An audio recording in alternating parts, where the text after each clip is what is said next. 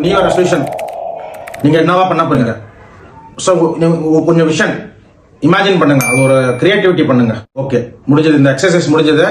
இப்போ மோஸ்ட்லி நீங்க இந்த வீடியோ பாக்குறவங்க எல்லாம் என்ன இமேஜின் பண்ணிருப்பீங்கன்னா, வெயிட்டை குறைக்கணும்னு வச்சீங்கன்னா நான் வெயிட்டை குறைச்சா எப்படி இருப்பேன் அதை யோசிச்சிருப்பீங்க. ஆனா யாருமே அந்த ப்ராசஸ் யோசிச்சிருக்க மாட்டீங்க. யோசிச்சீங்களா? யோசிங்கன்னா கமெண்ட் செக்ஷன்ல போடுங்க, நோட் பண்ணிக்கோங்க. Visualise the process, not the outcome. என்கிட்ட அந்த கேள்வி கேட்டீங்கன்னா என்ன பண்ண போறீங்கன்னா, நான் விஷுவலைஸ் பண்ணுவேன். ஓகே, நாளைக்கு காலையில் 5 to 6 ஜிம் போகிறேன், ட்ரெட்மில் கொஞ்ச நேரம் ஒர்க் அவுட் பண்ண போகிறேன், அப்படியே ஸ்டெப் பை ஸ்டெப் போகிறேன். அந்த மாதிரி நான் விஷுவலைஸ் பண்ணி தான் நான் ரிசல்ட்டுக்கு போகணும். 100, 80, 20 கிலோ குறைச்ச மாதிரி நான் விஷுவலைஸ் பண்ணுறேன்ல, அந்த மாதிரி பண்ணாமல், அது கரெக்டாக தான் பண்ணலாம்.